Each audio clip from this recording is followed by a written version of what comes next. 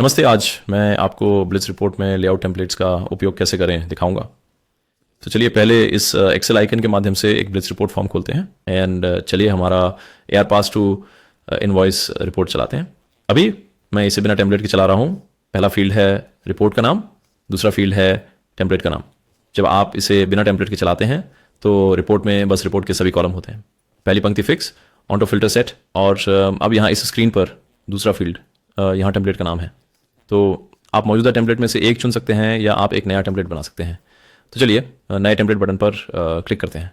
फिर हमारी template screen खुलती है और इस स्क्रीन पर हम उन कॉलमों का चयन कर सकते हैं जिन्हें हम देखना चाहते हैं। डिफ़ॉल्ट रूप से सभी कॉलम चुने जाते हैं, लेकिन हम उदाहरण के लिए कह सकते हैं कि हम केवल कुछ विशिष्ट कॉलम देखना चाहते हैं, इस तरह।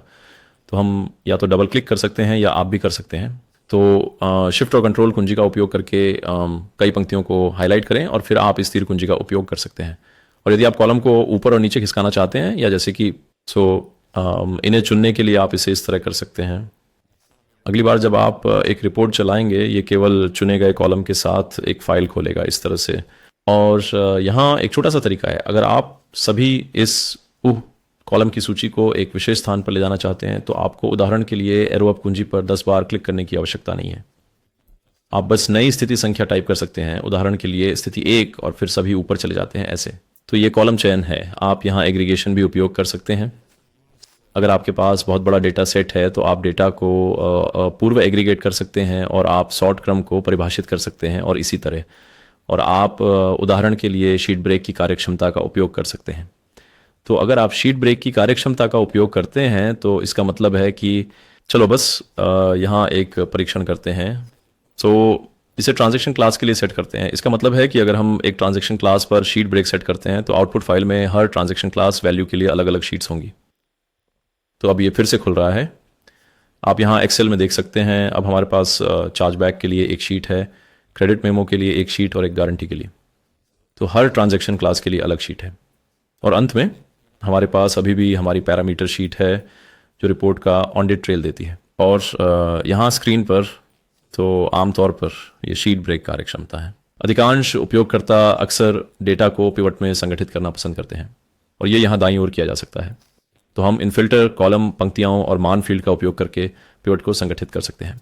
तो यहाँ पर हमारे पास अधिक टैब हैं, जैसा कि आप देख रहे हैं। तो हमारे पास एक एक्सेल अपलोड है। तो इस एक्सेल अपलोड के साथ आप अपना खुद का लेआउट्स को सीधे एक्सेल में बना सकते हैं और फिर उन्हें लेआउट टेम्पलेट के रूप में अपलोड कर सकते हैं। और फिर यहाँ हमारे पास साझा करने के विकल्प हैं, ये उपलब्ध कराने के लिए टेम्पलेट विभिन्न उपयोगकर्ताओं के लिए। और फिर अंतिम शीट पर हम पैरामीटर को हटा सकते हैं। उदाहरण के लिए हम एक टेम्पलेट बना सकते हैं जिसमें पैरामीटर की एक सरल सूची हो, ताकि पैरामीटर को दर्ज करना आसान और तेज़ हो सके। तो चलिए पिवट लेआउट से शुरू करते हैं। तो चलिए राशियों को समाहित करते हैं। चलिए सभी राशियों के लिए फ़िल्टर करते हैं। हम यहाँ ऊपर फ़िल्टर फील्ड का भी उपयोग कर सकते हैं कॉलम नाम जल्दी से खोजने के लिए। और मुद्राओं को कॉलम में जोड़ते हैं। तो हम यहाँ फील्ड्स का उपयोग ठीक वैसे ही करते हैं जैसे एक्सेल में फ़िल्टर, कॉलम, रो और वैल्यू। और फिर आउटपुट फाइल में एक अतिरिक्त पिवट शीट होती है। तो पहली शीट में विस्तृत डेटा होता है, दूसरी शीट में डेटा का पिवट होता है। तो यहाँ हमारे पास विवरण है और यहाँ हमारे पास पिवट शीट है। अब आप एक्सेल में अतिरिक्त संशोधन लागू कर सकते हैं और फिर पूरे फाइल को एक लेआउट टेम्पलेट के रूप में उपयोग कर सकते हैं। तो आप उदाहरण के लिए, चलिए मैं एक उदाहरण करता हूँ और मुद्रा को एक स्लाइसर के रूप में डालता हूँ, जैसे इसे थोड़ा इंटरेक्टिव बनाने के लिए। ठीक है। और फिर हम राशि के लिए एक पाई चार्ट डाल सकते हैं। आइए इसे ऐसे करें और हम एक अतिरिक्त पिवट भी डाल सकते हैं। ये बस एक उदाहरण है। तो हम मूलतः किसी भी एक्सेल मानक कार्यक्षमता का उपयोग कर सकते हैं और फिर इसे एक टेम्पलेट के रूप में अपलोड कर सकते हैं और फिर रिपोर्ट उस लेआउट को याद रखेगी। तो मैं आपको दिखाता हूं कि ये कैसे किया जाता है। तो हम उदाहरण के लिए, हाँ, अब मैं सभी बकाया राशियां ग्राहक के अनुसार देखना चाहता हूं, जिसमें सबसे बड़े ग्राहक ऊपर दिखें ऐसा। और हम भी डाल सकते हैं, या चलो रंग बदलें और हम एक कंपनी का लोगो डाल सकते हैं।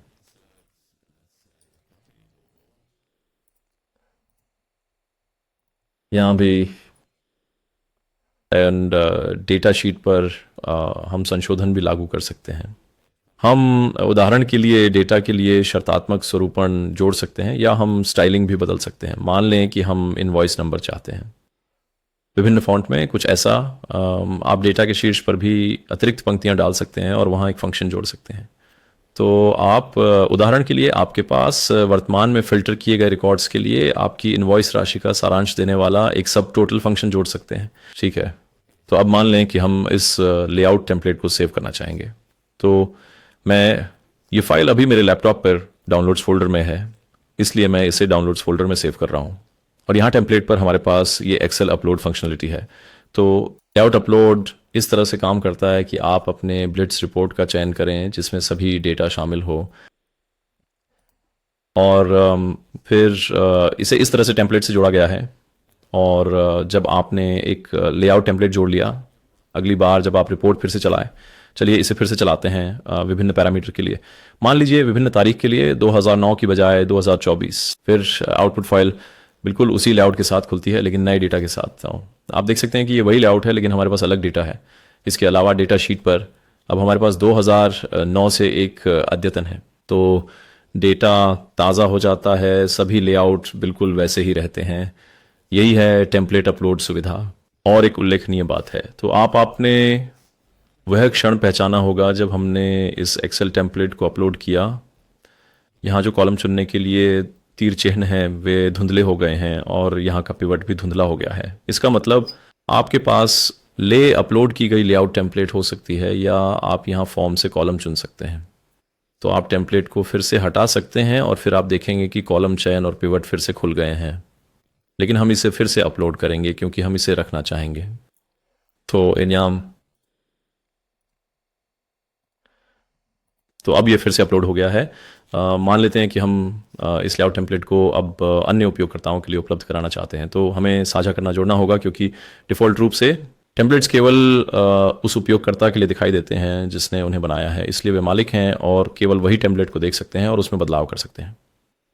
लेकिन अब हम इंजीनियरिक्स के रूप में लॉग इन हैं, तो हम साइट स्तर पर टेम्पलेट को साझा कर सकते हैं। इसका मतलब है कि हम इसे सिस्टम में सभी के साथ साझा कर सकते हैं, लेकिन सिर्फ वही लोग जिन्हें शुरू में रिपोर्ट तक पहुँच है। तो सुरक्षा अवधारणा ये है कि उपयोगकर्ताओं को रिपोर्ट्स तक पहुंच होनी चाहिए, क्योंकि ये वे डेटा सुरक्षा है जो विकास पहुंच वाले लोगों द्वारा परिभाषित की जाती है। लेकिन फिर उपयोगकर्ता अपने लेआउट टेम्पलेट्स बना सकते हैं और उन्हें अन्य उपयोगकर्ताओं के साथ साझा कर सकते हैं और नाम भी बदलते हैं। मान लेते हैं कि यह डैश उदाहरण के बारे में, जैसे इस तरह, ताकि यह अधिक अर्थपूर्ण हो। और दूसरी चीज़ जिसका मैंने उल्लेख किया, यहाँ दाईं ओर आपके पास एक पैरामीटर्स टैब है, और यदि आप चाहें, यदि आपके पास पैरामीटर्स की एक बहुत लंबी सूची है और आप जानते हैं कि आप इसे कभी ग्राहक संख्या द्वारा नहीं चलाते हैं, उदाहरण के लिए, तो आप इन्हें हटा सकते हैं। केवल टेम्पलेट के लिए पैरामीटर्स, मान लीजिए हमें प्रकार और सेल्स पर्सन भी पसंद नहीं है, तो आप देख सकते हैं। और शायद तारीखें भी हमें नहीं चाहिए, तारीख उच्च, तारीख निम्न। तो आप देख सकते हैं, आप अपने सरल पैरामीटर चयन की सूची बना सकते हैं, तो यह भी उपयोगी हो सकता है। और चलिए इस एडिट टेम्पलेट स्क्रीन पर वापस चलते हैं। तो अब टेम्पलेट अन्य उपयोगकर्ताओं के साथ साझा किया गया है और अन्य उपयोगकर्ता टेम्पलेट तक पहुंच सकते हैं, लेकिन वे इसे संशोधित नहीं कर सकते क्योंकि वे मालिक नहीं हैं। तो मान लीजिए आपके पास ऐसा परिदृश्य है। आइए एक अलग टेम्पलेट चुनते हैं। तो एक अलग टेम्पलेट चुनने के लिए हम यहाँ टेम्पलेट नाम पर डबल क्लिक कर सकते हैं और फिर हम एक अलग टेम्पलेट चुन सकते हैं। और यहाँ आप मालिक को देख सकते हैं। तो अब हम इंजीनियरिक्स के रूप में लॉगिन है, तो ये सब हमारे टेम्पलेट्स हैं। लेकिन उदाहरण के लिए ये वाला उपयोगकर्ता नामक उपयोगकर्ता से है, तो इस पर हम मालिक नहीं है। इसका मतलब है कि हम टेम्पलेट को संशोधित नहीं कर सकते, हम अपलोड की गई एक्सेल फाइल को भी नहीं हटा सकते। और इसी तरह अगर हम टेम्पलेट का उपयोग कर सकते हैं। चलिए इसे चलाते हैं। शायद एक समान, क्योंकि ये कहता है पिवट टेबल विद चार्ट्स। हाँ, ये भी एक रंगीन चार्ट है। तो चलिए मान लेते हैं कि हम इस टेम्पलेट को भी संशोधित करना चाहते हैं। तो हम मेनू में ऊपर जाकर इसकी एक प्रति बना सकते हैं। आपके पास टेम्पलेट की प्रति बनाने की संभावना है, और फिर हमने टेम्पलेट की एक प्रति बना ली और अब हम उसके मालिक हैं और हम इसे संशोधित कर सकते हैं। तो इस तरह से शेयरिंग कैसे काम करती है। और कॉपी टेम्पलेट की कार्यक्षमता। और एक और विकल्प है। तो अब हमने 2 टेम्पलेट्स बनाए हैं, मुझे वापस सूची में जाना होगा। हमने एक प्रतिलिपि बनाई है और हमने अपना डैशबोर्ड उदाहरण बनाया है। ये वे दो टेम्पलेट्स हैं जो हमने अभी बनाए हैं। मान लीजिए आप फिर से टेम्पलेट हटाना चाहते हैं, आप यहाँ टेम्पलेट संपादित करने जा सकते हैं और आप सरलता से आइए कॉपी को हटा दें। तो आप कॉपी का चयन कर सकते हैं और फिर आप टेम्पलेट नाम क्षेत्र में होने पर इस डिलीट आइकन पे क्लिक कर सकते हैं और फिर सेव करें और फिर टेम्पलेट हटा दिया जाता है। आप कंट्रोल F11 सर्च का उपयोग करके सभी टेम्पलेट्स में से लूप कर सकते हैं ताकि देख सकें कि उनके अंदर क्या सामग्री है।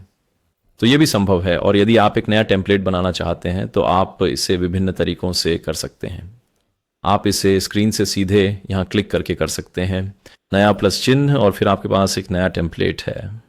आप इसे पहचान सकते हैं, अब मैंने ये नया टेम्पलेट बनाया है लेकिन नाम ग्रे हो गया है, इसलिए हम इसे अभी तक सहेज नहीं सकते। और यहाँ बटन कहता है हटाएं और बंद करें, और इसका कारण ये है कि हमने अभी तक कोई संशोधन नहीं किया। इसलिए विचार ये है कि यदि आपने कुछ भी संशोधित नहीं किया है तो टेम्पलेट को सहेजने का कोई कारण नहीं है, क्योंकि तब आपके पास वही लेआउट होगा जैसा कि आप इसे बिना किसी टेम्पलेट के चलाते हैं। इसलिए टेम्पलेट को सहेजने के लिए हमें कम से कम एक कॉलम को स्थानांतरित करना होगा। और फिर आप देखेंगे कि हमारे पास टेम्पलेट का नाम खुला है और हम इसे कह सकते हैं से परीक्षण लो टेम्पलेट के। इस तरह से नए टेम्पलेट बनाने का एक तरीका है। दूसरा तरीका होगा कि बस यहाँ से टेम्पलेट का नाम हटा दें और फिर टैप करें और फिर आपके पास नया टेम्पलेट बटन फिर से होगा और फिर आप नए टेम्पलेट के साथ स्क्रीन पर वापस होंगे। तो ये है नए टेम्पलेट बनाने का तरीका। एंड टेम्पलेट से संबंधित एक और विशेषता है जो मैंने अभी तक नहीं दिखाई, और वह है बचाने की संभावना डिफ़ॉल्ट पैरामीटर मानों को टेम्पलेट के खिलाफ। और ये यहाँ इस मेनू के माध्यम से किया जाता है। तो आइए मान लेते हैं कि आइए हमारे डैशबोर्ड उदाहरण पे वापस जाएं, यहाँ ये वाला, और हम इसे हमेशा केवल सबसे बड़े ग्राहकों के लिए चलाना चाहेंगे। आइए पहले इसे सबके लिए चलाएं। तो यह हमारा उदाहरण था, और मान लेते हैं कि हम इसे हमेशा केवल इन शीर्ष ग्राहकों के लिए चलाना चाहते हैं। तो फिर हम चलो पहले यहाँ पैरामीटर मान ग्राहक नाम कॉपी करते हैं और ग्राहक नाम फील्ड में यहाँ बहुमूल्य कार्यक्षमता का उपयोग करें। तो अब हमारे पास ये रिपोर्ट केवल इन ग्राहकों के लिए चल रही है। चलिए आउटपुट फाइल देखते हैं। ठीक है, इस तरह। तो मान लीजिए कि आप इन पैरामीटर मानों को बड़े यानी सबसे बड़े ग्राहक नामों को टेम्पलेट के खिलाफ डिफ़ॉल्ट पैरामीटर मानों के रूप में सहेजना चाहेंगे। हम इसे यहाँ इस एक्शन मेन्यू में कर सकते हैं। फिर हम सेव टेम्पलेट पैरामीटर डिफ़ॉल्ट्स पे क्लिक करते हैं, और इसका मतलब है कि जब भी हम इस टेम्पलेट का चयन करेंगे, इसे मान लेते हैं केवल बड़े ग्राहक, जब भी हम एक टेम्पलेट चुनते हैं यह स्वचालित रूप से इन पैरामीटर मानों को डिफ़ॉल्ट के रूप में सेट कर देता है। तो हम इसे निकाल सकते हैं, और अगली बार जब हम केवल बड़े ग्राहक वाले टेम्पलेट का चयन करते हैं, आप देखेंगे कि इसमें ये मान है। तो ये था ब्लिट्ज रिपोर्ट्स में इन टेम्पलेट्स के काम करने का एक त्वरित परिचय।